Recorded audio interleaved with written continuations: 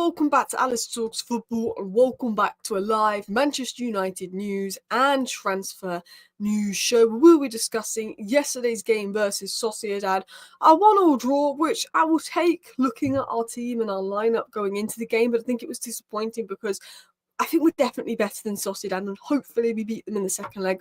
We will talk about that game. I thought Joshua Zirkzee had a good game. Lenny Yoro had a good game. The Lick did well. We'll talk about the progress of those players, but we're also going to be talking about some of the players out on loan.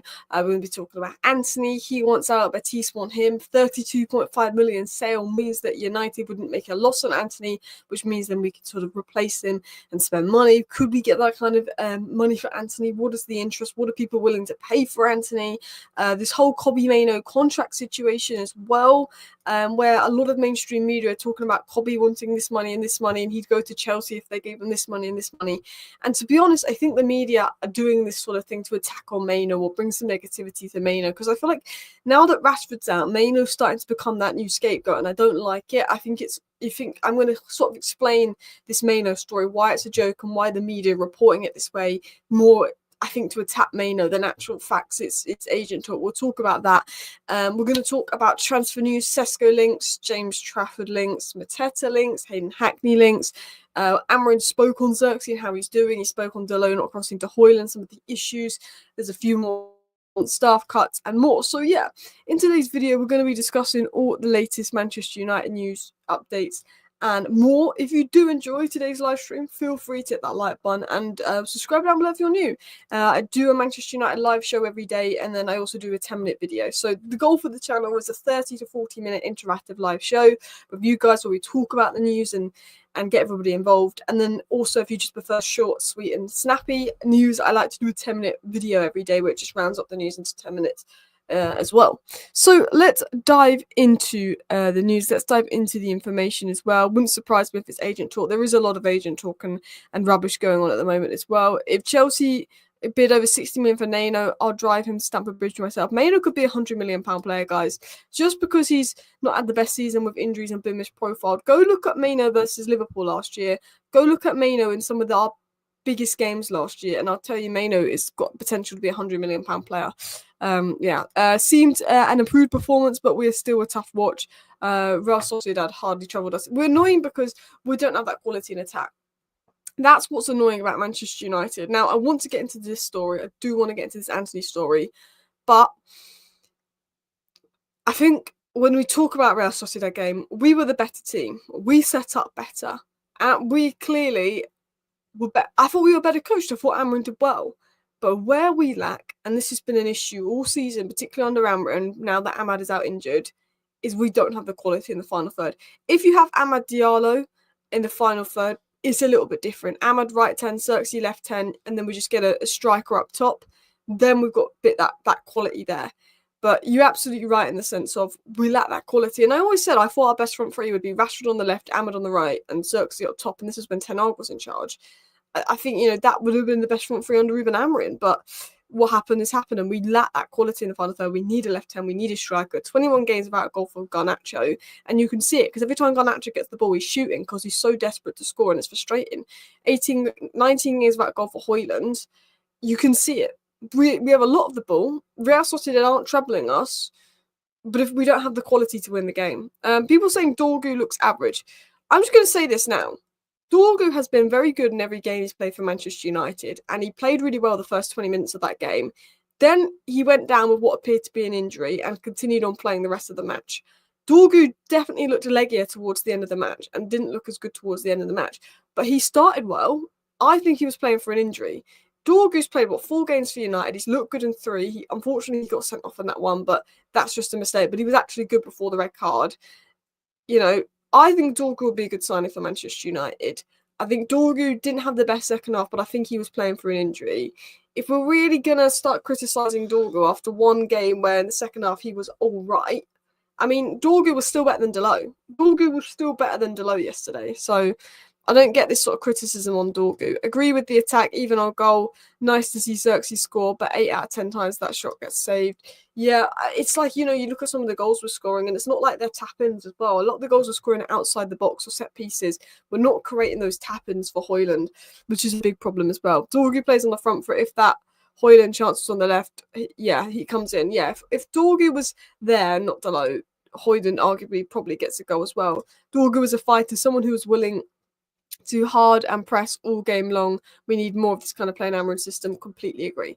But let's get into the news. Let's get into the story. So, Rich Fay has said this. Manchester United need to sell Antony for 32.52 million this summer to avoid a PSR loss. So, if we sell Antony for 25 million, which I think is probably what we'll sell him for and is a fair price, it means we make a 7 million loss, which isn't a good thing because it means with FFP, we have 7 million less to spend.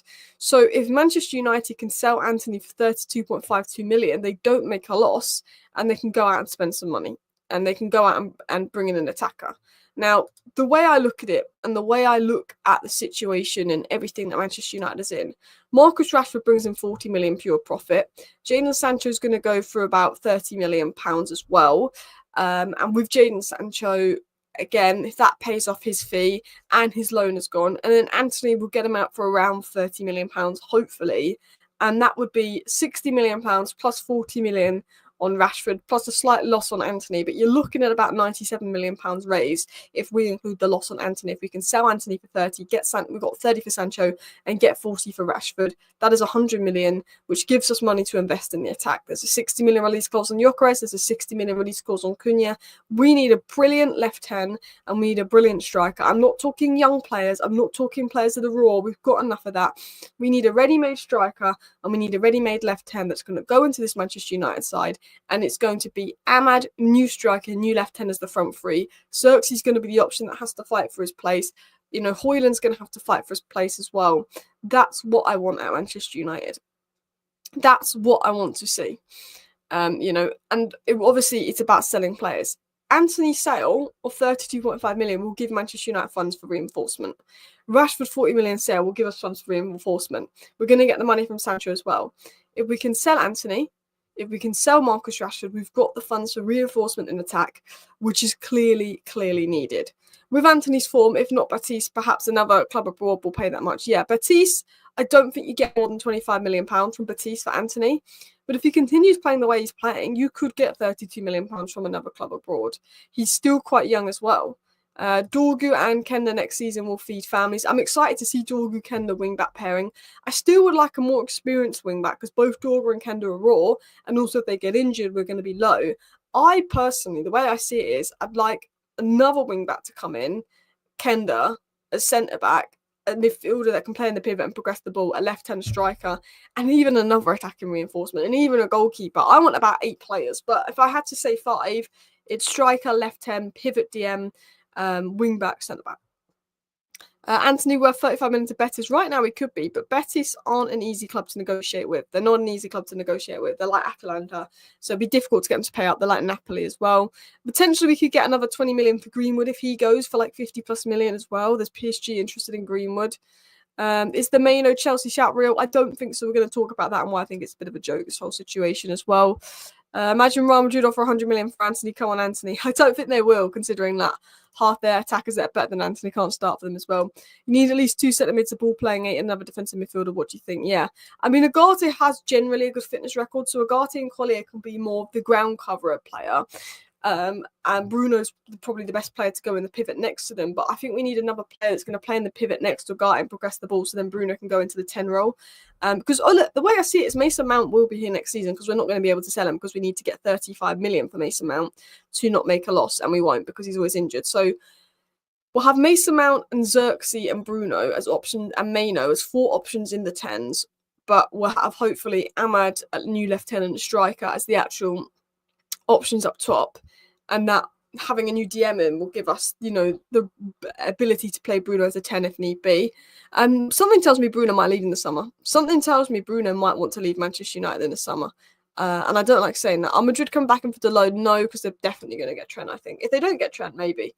But Dalot's been poor, but that is because he's playing in the back five.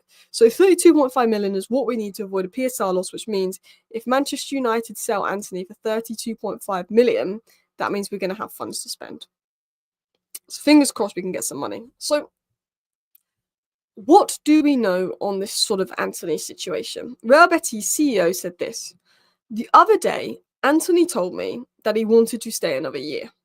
The player is very comfortable here and was surprised by the facilities we gave him to settle in the city as soon as he arrived. Now, Seville is, Seville's nice, it's warm, you're playing good football, you feel very welcome, the fans love you. Of course, Antony's going to want to stay in Seville. The league suits him, he's playing good football. He's in Seville. Seville is nice. It is nice, it's warmer than here. So, that doesn't surprise me. It was said, Real Betis are looking to open talks with Manchester United in the coming days over a permanent deal for Antony. Betis is set to offer 20 to 25 million euros, but United want at least 40 to 50 million euros, was said by Stretchy News. Along with Real Betis, Juventus and 2 Saudi Pro League clubs also interested in signing Antony, was also said by Stretchy News. So there is interest in Antony, and if he doesn't go to Real Betis because they don't pay up, there potentially could be Saudi paying up. Look at the money they were chucking at Matoma. There could be Juventus paying up. Antony could suit a slower, more technical league, which is Serie A, which is obviously, of course, La Liga. So I'm fingers crossed that Antony's going to start. He's going to get hat-trick next game. The game after going to score 2. The game after an assist and a goal. I'm fingers crossed that Antony's going to continue playing really well. Because I think right now we're in a position where we can get 20 to 25 million for Antony. But that is a loss. We need 30 to 35 million. You can see why United want 40 million euros because that's 35 million pounds. They want to make a profit on him. We need to be in a position where hopefully at the end of the season, if it's 30 million, you make a slight loss on Antony. And I think United would just upset that to get him off the wage bill. But we want to be in a position where hopefully Antony can be wearing 35. Antony wearing 7 shirt for Betis as well feels loved, which is good. Antony would be Betis' ever signing if 30 million, but that isn't really that unbelievable. I mean, considering how he's playing, they might spend that kind of money as well. Mason Mount used to play games at Chelsea. I know since he's come to United, he's been so injury prone. I don't think Mason Mount will go anywhere in the summer. Alice, what do you think of Etiquette from Frankfurt? I've seen him play as a similar profile to Tell. I do like him, but we probably have to utilise him properly. I don't know if he's the perfect player for Amorim's system. You still want Cunha as the worst mentality possible for United. I think the problem with Cunha is I understand why some Wolves fans don't like him because he's scoring goals, but he clearly obviously doesn't want to be at Wolves and he wants to play for a bigger club. And sometimes you don't want that mentality at Manchester United. I get that. There is red flags over Cunha, but I just think he's so perfect for that left-hand role. His ability to, Wolves can be crap and win a game out of nowhere is something that we need in this team as well. Hi, Alice. I think you are going to be struggling to get big deals done as a club. You know, you are desperate for cash and they will exploit this in negotiations. You're in a lose-lose situation, tough times. A problem is, people know we're desperate and people know we're bad at negotiating. So, yeah, we do get exploited. I think with Ineos, they didn't really overspend in the summer. Because people, one thing I'll say is this first transfer window under Ineos was a lot better than the last 2. We got Lenny Euro for 50 million. We got Delic for 40 million. We got Majrari for a bargain 14 million. We got Xerxes for 30 million. And then we got Agate for about 40 million. Agate looks like a good signing. Xerxes is proving to be a good signing. Majrari isn't a perfect fit for Amorim's system, but under Eric Ten Hag was signing of the season. He was looking unbelievable. Do you know what I mean? So that was a good signing. Delict, again, is showing his importance growing every game. And Euro, I think Euro's looked really good the last few games. Is getting better and better each game. All 5 signings we made under Ineos, I'm somewhat happy with because I take into the context that they weren't even signed for Ruben Amorim. I think all of those 5 players are sellable if we choose to sell them, have shown their value at times and have shown they're decent players. So I will say this, Ineos managed to get 5 players for a decent price in the summer. The problem with recruitment was the season before. 72 million on Højlund, 50 million on Anana, 55 million on Mason Mount. All 3 of them. Right now, I think 90% of Man United fans would sell all 3 of them. I think Højlund people are willing to be a bit more patient and give him a loan. People are fed up of Anana. People are fed up of Mason Mount. And we spent that kind of money on 3 signings that we need to get rid of. The season before, 70 million on Casemiro, 85 million on Antony. Ericsson on a free was a fair enough deal. Lissandro Martin is a fair enough deal. Malassi was a cheap deal and we're going to sell him. But I look at it and I think, well, the 2 seasons before Ineos, we got bent over backwards in the transfer market. We made to look like fools. 85 million on Antony, 55, 60 million on Mason Mount, 72 million on Hoyland. Under Ineos, we weren't made to look like fools in a transfer window. So the one thing I'm hoping with is that Ineos will be better. They walked away from the Braithwaite deal. That's the one thing I'm hoping with this summer in terms of Ineos, is that we're a little bit better in the window. So I wanted to talk about players that we could sell, because if we want to buy players, and we clearly need to buy players, and we clearly need to buy attackers, we need to sell. Who else could be sold for pure profit? Dalot, Bruno and Shaw would all be pure profit if sold, because they've been at the club a certain amount of time and they've paid off their transfer fees. Garnacho, Mainoo and Rashford being academy players would also register pure profit upon sale.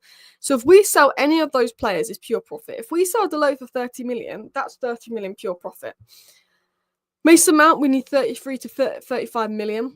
And Onana, we need 28 million, meaning we'd need 30 million bid for Onana and a 40 million bid on Mount. They can't stay fit to sell them, really, and we're not going to get that. So I don't think we're going to sell Mount, and I don't think we're going to sell Onana. But I was thinking of selling Dalot. Dalot was our player of the season last year, and Dalot was arguably one of our best players last year. But he doesn't suit the system. He's not a wing-back. He doesn't have the ability in the final third to be a wing-back, but he is a decent full-back. Just because Dalot's been crap these last few months is not going to fool me into thinking he's a bad player. He's a good player who doesn't suit the system, who is not a wing-back, and isn't good enough in the final third. He would be good for some sides. Now, I think with Dalot, with his age, with his technical qualities, with his physical qualities, and I think him being on a good wage, I think he's quite easy to sell. Now, I look at Dalot and I think he's one of the few players that's always available and can do a job, and is a good squad player, but as a starter, we need a bit better. And I think if there's an opportunity to sell Dalot for 30 million, because there is interest, there's going to be people interested in him because he is rated as a player, I would look at it. I'd say this guy holds value. He doesn't suit Amorim's system. If we keep him another year, if we keep Dalot another year at Manchester United and he becomes more of a bench player because we bring in wing-backs for Amorim's system, he's going to decrease in value. So while Dalot still has some value and people understand that he's not his best because he's not a wing-back, I know he's always available, and I know there's players that need to leave before Dalot, because Dalot is better than a lot of our players. But I would look at it and say, this, if you look at Manchester City, if you look at Liverpool, they would sell Dalot in this situation. What Man United have done in the past is we've hung on for players for too long. This is our opportunity to sell Dalot. PSG will sell Dalot this summer if we were owned by PSG. Liverpool would sell Dalot this summer if we were owned by Liverpool. Manchester City would sell Dalot this summer if he was. Do you know what I mean? Whereas Manchester United have this thing where we've got so many other players to sell, we end up keeping Dalot, and then next season when we sell him, he's maybe not worth as much, and he loses value, and he's seen as more of a deadwood player. So I think United need to get in the habit of doing what PSG did and making sure they got Koulibaly out after literally like one and a half seasons. Getting players out. PSG will get players out quick. Man City, quick. Liverpool, a little bit slower, but more efficient than us. And I think I look at it and I think, is this summer an opportunity to say players like Dalot and Garnacho, where back in August, Dalot and Garnacho were two of our best players at the club, two of the most important players going forward, and two of the last players we want to sell, but they don't suit Ruben Amorim's system. They're not going to be in Ruben Amorim's long-term plans. While they've still got value, they're both on decent wages, they're both young and teams want them. We look at it and go, this is the summer maybe where we do cash in on Dalot and Garnacho, even if it gives us more work to do in the summer to buy replacements for them on top of what we already need. This is the summer we look to cash in on them, because we're not going to get snatched up next summer, and it will be harder to sell them next summer, and then we get less next summer. We need to be, I think, more efficient, in sort of selling players, if I was going to be honest. We got everybody watching. We've got 450 people watching. So if you are enjoying today's live show, please do hit that like button and feel free to subscribe if you're new as well. I'm just going to scroll down to the bottom of the live chat. Dalot needs selling after last night. I don't think it was intentional from Dalot, but it was just a shocking cross as well. Mount sale needs to include saved wages and medical fees, so selling for much less would save money. Honestly, weirdly, I'd sell Dalot. No ideal position in the system, and form has been a bit up and down. I agree. Mainoo should be sold if he wants that big wage. We're going to talk about Mainoo because I think it's nonsense, to be honest, as well. Now time to cash in on Bruno before it's too late. But the thing is, we need Bruno so much now to bail us out. Bruno's not someone I cash in on, because I don't think you can replace him this summer. You can replace Dalot and you can replace Garnacho this summer, but Bruno is so important to this team that even though he's not the ideal fit for Amorim's system, because he's the best player in this team, he's still our best player because he's saving us. We need to get to a point where we're not as reliant on Bruno Fernandes, but I don't think we can sell Bruno Fernandes because we're too reliant on him. That's again the situation we're in. Dalot also 5 years older than Garnacho, prime age, more reason to move on, 100%. Like, we need Bruno. I'm worried Bruno will go because he'll be fed up because he was lied to when he signed that new contract that we were going to be back. But he needs to go. So, let's get into the next topic. Is the media trying to make people turn on Kobbie Mainoo? I'm not going to sit here and go, Kobbie, can't believe he's asking for that kind of wage, and slander Kobbie. Because I think this is media games making out that Mainoo wants this kind of wage. This isn't why Mainoo's signing a new deal, because people are turning on Mainoo this season. Kobbie Mainoo would only entertain a move to Chelsea if they offer him a higher salary than Cole Palmer. So the media, I feel like, is trying to make out that Mainoo is sort of this hungry, money-driven player that would leave Manchester United for high wages. And I don't like this. One, this is caught offside, so they're not the most reliable source of information, but it's being shared everywhere. But I don't like this, because it was also said a few days ago, Manchester United have held fresh contact talks with Kobbie Mainoo. Mainoo's replacement want a pay rise to £180,000 per week, which would bring him in line with his teammates and reflect his status as an England regular. Now, Mainoo does not deserve 180k a week, and no team in world football is going to pay Mainoo 180k a week, especially not Manchester United right now. And people are turning on Mainoo. They're calling him greedy. They're saying he wants Chelsea. He's money hungry. But I think people need to realise that this is what agents do. And I think Adam summed up the situation well. Please don't direct abuse and hate at Kobbie Mainoo because of this. This is his representative setting a market in negotiations. It has nothing to do with him. It's very likely any new contract will bring him in line with Ahmad's recent deal rather than this. Also remember, Wheeler and Salt have recently reported unrest on playing style and dressing room discontent. The aims with stories like this are pretty clear. The Daily Mail writing a negative story on a black Manchester United player about him wanting money that is financial, the sky is blue. The Daily Mail, the sky is blue. You know what I mean? This is just how negotiations work. Kobbie Mainoo is not sitting there. I guarantee you right now, Kobbie Mainoo is not sitting there expecting 180k a week. He wants the best deal possible. Who wouldn't? And he will use his agent for that. But Kobbie Mainoo would probably sign a deal on 90k a week. I don't think he wants 180k a week. Now, let's talk about Mainoo, because people are turning on him, because people make their opinion up after 3 months. If Mainoo's good for 3 months, he's the best player in the world. If he's bad for 3 months, sell him. That's how we switch. Mainoo was unbelievable last season. Mainoo was so good last season, and it showed that there was £100 million talent in Kobbie Mainoo last season. This season, we're not getting the best out of him in the system. He's had injury issues. But I think next season, with rest, where he's not playing so many games, Kobbie Mainoo will be back. I think he's an exciting talent. I think he's a big future at Manchester United. And I think people need a bit of patience and understanding with Mainoo, the injuries, adapting to the system. And I think there's been a switch, and people are starting to blame Mainoo when things aren't going well and starting to turn on Mainoo. And I don't like that. He's a young kid. And I think the Daily Mail are using that as, let's write a negative story on Mainoo because the switch is going. Mainoo and Garnacho this time a year ago, and even Højlund were the 3 most loved players at the club. Now everybody seems to turn on them very quickly. It's got quite toxic. So I think Mainoo signs a new deal. I think negotiations will be fine. I just think the media's just being a bit of a joke. I think the Mainoo story is a little bit of a joke right now, and I think it's to stir negativity, if I was to be completely honest as well. Has to be more ready-made recruitment. Squad is unbalanced, mostly developing types as well. And I think this as well, with Kobbie Mainoo, Garnacho and Yoro and Højlund, they're so young. We're expecting these young players to do so much because the experienced players won't. I think you've got to realise how young they are and how raw they are and how much they've got to learn and how they're taking on such big responsibilities and roles at such a big club, which they shouldn't be already. And that's why we have to be a bit more lenient with the youth, which I don't think we've done this season, to be honest, because we're all behind them last season, and this season we're all on them, and I don't like that as well. Mainoo, someone said Mainoo's a great future, but not Man United. I think he does have a good future at United. I think if you're writing off Mainoo after, I wouldn't even say he's been poor. I think he's had some quite good games under Amorim, but clearly just not got the consistency.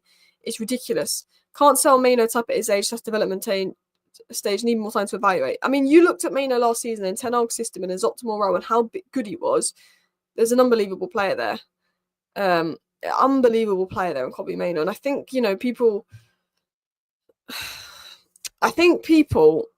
to write him off is crazy. Really? But he's been inconsistent, but he's been injured, he's learning the system. He's been inconsistent this season, but he's not bad. And there's people saying Mainoo's not even worth 30 million, and there's a lot of negativity around Mainoo, and I don't like it. And I think, in my opinion, the Daily Mail is trying to stir that, and I don't like that, and I think Adam was quite right with this. So, I want to make this news show short and sweet, but we're going to dive through some transfer news quickly. Manchester United are monitoring Jean-Philippe Mateta and could move for him in the summer. His mobility and work rate make him a major target, without scouts seeing him as a strong fit for the 3-4-3 formation. Mateta is open to joining United. Mateta could be one to watch. Not my first choice striker because I think he's a bit of a purple patch player, but a good player, physically good, proven in the Premier League, proven in this 3-4-3 system. Could be one to watch, but also been reported by The Sun. So unless we get linked to him by Fabrizio Romano or David Ornstein, I'm not going to think too much into it. It came out from The Sun. They're not reliable. It was then said by Jack Talbot, Manchester United are actively pursuing reinforcements to bolster their squad in the summer. Two prominent names on the list are RB Leipzig striker Sesko and Burnley goalkeeper James Trafford. Don't think we get James Trafford. Think he goes Newcastle. I think Sesko goes to Arsenal. Sesko could be one to watch. We like Sesko. I worry he could be a Hoyland with the lack of service. I think we need someone that's a bit better at holding up the ball and a bit better at linking play. Could be one to watch. Spoke about this yesterday, but United have also scouted Middlesbrough midfielder Hayden Hackney.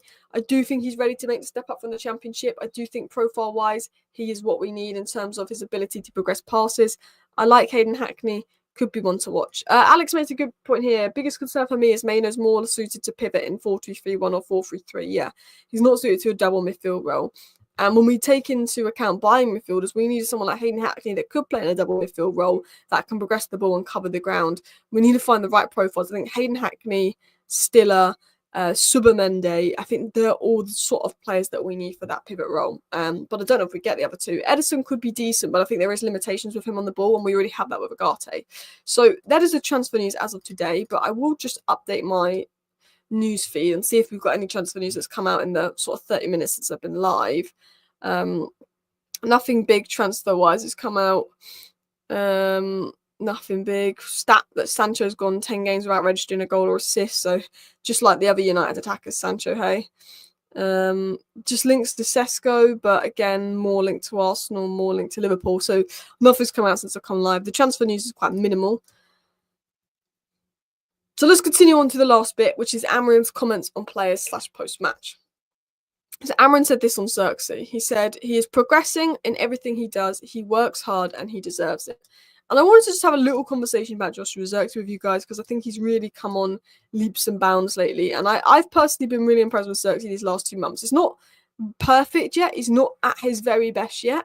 But we're seeing improvements, we're seeing signs, and we're seeing something to get behind. And I think that's what the fan base needed after some of them booing him after 3-4 months, which was crazy. But I think they're starting to see something to get behind. So I said this on Joshua Xerxes today. We're starting to see more and more of Xerxes we saw at Bologna. Over the last 2 months, he looked much sharper. He clearly is a very talented, technical and intelligent player, but he needs intelligent, high-intensity players around him to thrive.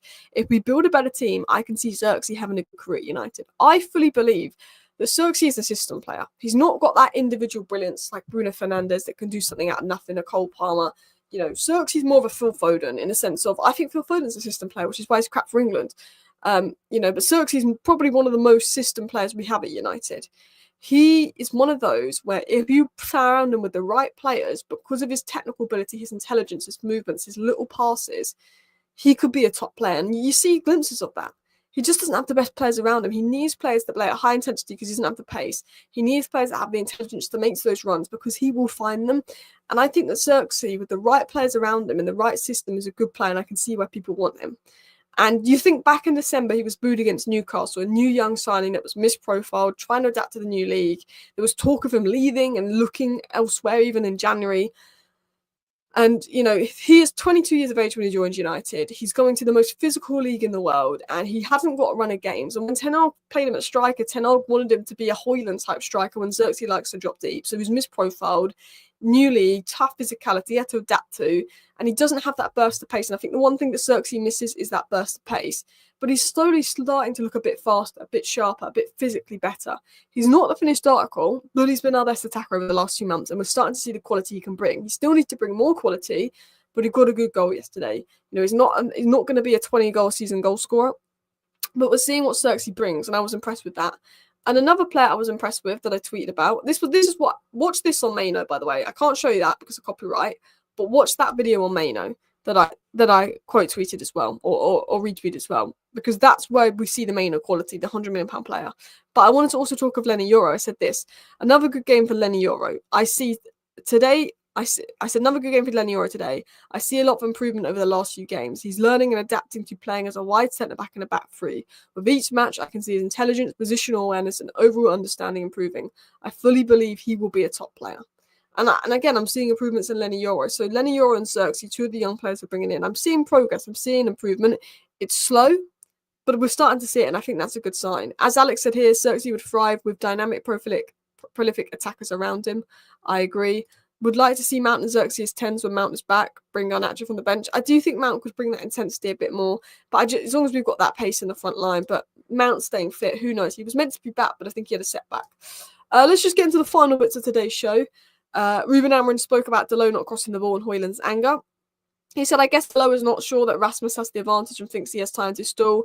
They want to score and win, and sometimes they don't make the best decisions. Dalot's decision wasn't the best, but it's important to move on, which is fair. Dalot didn't make the best decision. We know he doesn't make the best decisions in the final third.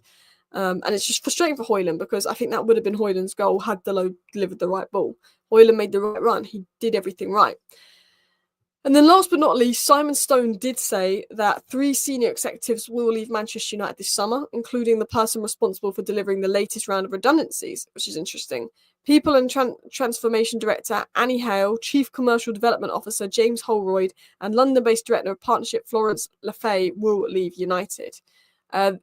Holroyd and Lefay have been viewed as key figures in United's expanding commercial arm, which has been widely praised, but they're being let go of. So not just employees at the bottom of the club, but there's some employees very high up at United that Ineos are letting go of. So it really shows a lot of redundancies and changes are being made. Dalot doesn't fit the system, I agree. Euro is 19, especially for a centre-back in this league, takes time to adapt. But haven't you noticed with Euro, every game, he's getting a little bit better, because Euro's never played in a back three, let alone the wide centre-back in the back three, which is a very different role to what he did at Lille. And I think every game he's understanding his position more and where to position himself and where he should position himself. And I think that he's growing with every game and is positionally more aware and is more understanding. And I think with Mainoo, what we're seeing is progress. And the most important thing for me was that Euro showed progress, and we're seeing that.